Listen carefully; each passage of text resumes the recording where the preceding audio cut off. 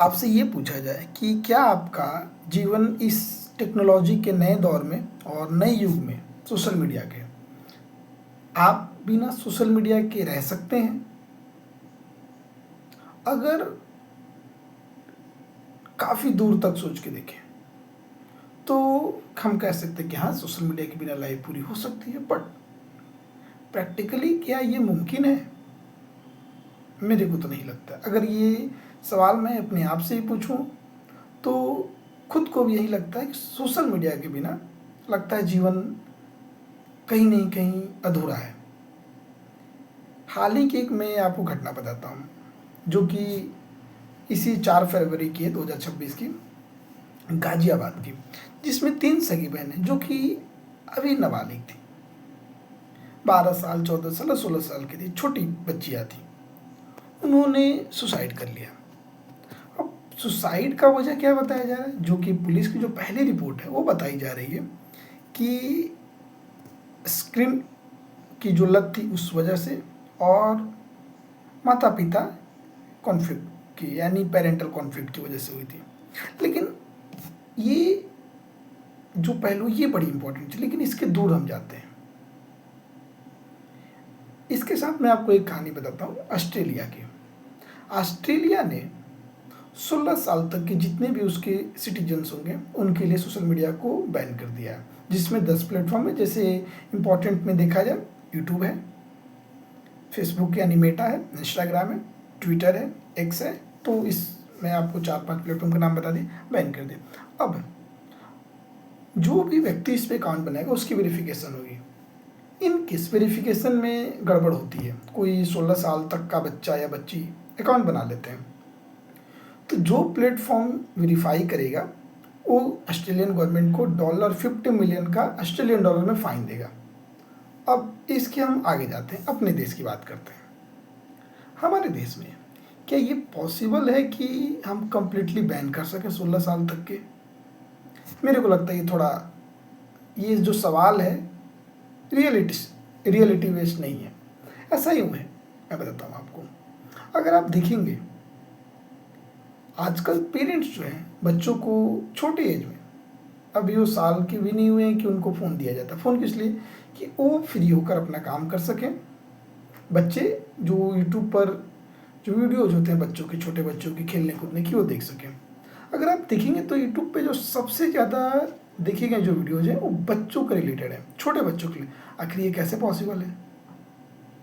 तो ये जो सबसे पहली जो जिम्मेदारी आती है, पेरेंट की जिम्मेदारी आती है कि पेरेंट किस तरीके से सोशल मीडिया को अपने बच्चों से दूर रखते हैं, और अगर ज़रूरत भी है तो किस तरीके से वो रेगुलेट करते हैं।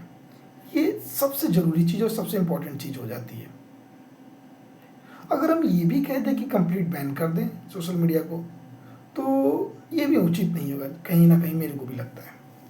क्योंकि अगर टेक्नोलॉजी है तो टेक्नोलॉजी का सही सदुपयोग होना चाहिए। एक उम्र तक जहाँ तक बच्चों या बच्चियों को गाइडेंस की ज़रूरत होती है, पेरेंट्स की, अपने फैमिली मेम्बर्स की, समाज की, वहाँ एक लिमिटेड एक्सेस हो, ये ज़्यादा बेहतर हो सकता है बजाय कि कंप्लीट बैन के। अब क्या है, अगर आप देखेंगे तो हमारे देश में बच्चे जो हैं, जो पढ़ने वाले बच्चे या बच्चियाँ हैं, वो 8वीं से या उससे पहले से भी IIT JEE मेंस की तैयारी कर लगते हैं, मेडिकल की तैयारी करने लगते हैं। इसमें जो पॉइंट ये आपको ऑब्जर्व करना चाहिए कि जब वो तैयारी करते हैं तो उनकी क्लासेस कैसे होती है। अब एक तो रेगुलर स्कूल जा रहे हैं वो, तो क्या साथ में कोचिंग भी जा सकते हैं, कुछ हद तक जाते भी हैं, लेकिन मोस्टली ऑनलाइन क्लासेस लेते हैं। ऑनलाइन क्लासेस की भी ड्यूरेशन काफ़ी होती है। तो हमें ये देखना चाहिए, क्लास भी बच्चे ले रहे हैं तो किस हद तक लें। तो क्या अगर हम और दूसरी चीज़ें भी देखें, यूट्यूब पर लोग क्लास लेते हैं, लोग पढ़ाई करते हैं यूट्यूब पर, तो क्या अगर हम बैन कर देते हैं कंप्लीट सोशल मीडिया को, तो क्या ये सही होगा हमारी जो जनरेशन है? क्योंकि हमें एडिक्टिव सोशल मीडिया नहीं चाहिए, रेगुलेटेड चल सकता है, कंप्लीट बैन नहीं चाहिए, बट एक ये पता होना चाहिए कि हमें किस हद तक यूज करना है, कहाँ तक यूज करना, एक ये पॉइंट आ जाता है।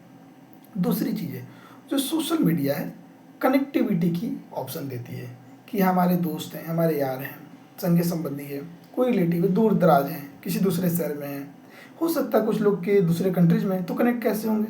सोशल मीडिया के थ्रू।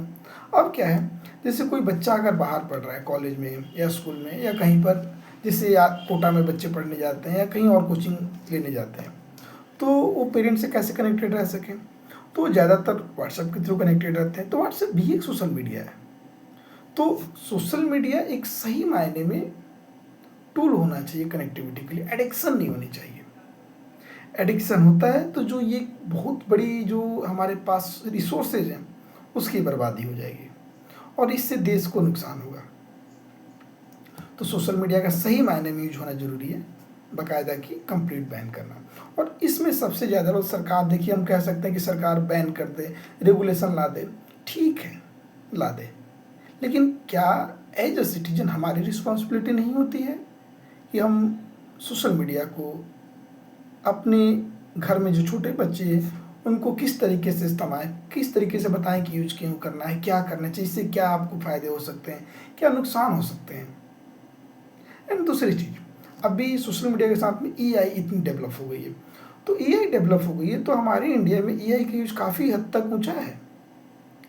तो इससे एक और खतरा पैदा होता है, थिंकिंग एबिलिटी, जो इंडिपेंडेंट थॉट प्रोसेस होगी कहीं ना कहीं से कम हो जाएगी। तो हमारे पास टूल्स तो हैं, हमारी टेक्नोलॉजी एडवांस हो रही है, बट क्या हमारी वे ऑफ ऑपरेटिंग जो टेक्नोलॉजी की है, सोशल मीडिया का है, एआई का एडवांस हो रहा है, ये कहीं ना कहीं सोचने पर मजबूर करता है।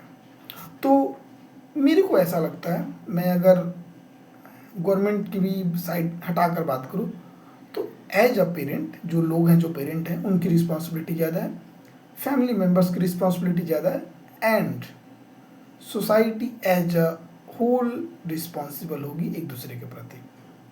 ऐसा इसलिए मैं कह पा रहा हूँ सोसाइटी भी क्यों रिस्पॉन्सिबल है, जैसे माता पिता और उनके पारिवारिक और सगे संबंधी है, क्योंकि अगर देखते होंगे आपकी गली मोहल्ले में, आपके आसपास में अगर कोई एक इंसान गड़बड़ करता है तो उससे परेशानी सभी को होती है। तो क्या ये हमारी रिस्पॉन्सिबिलिटी नहीं है हम सबकी कि हम एक दूसरे के प्रति अपनी जवाबदेही तय करें और जिम्मेदार रहें? तो आई थिंक हमारी रिस्पॉन्सिबिलिटी ज़्यादा है सोशल मीडिया के प्रति, एंड उस तरीके से हम काम कर सकते हैं as a responsible citizen, as a responsible family members and the parent. Thank you so much.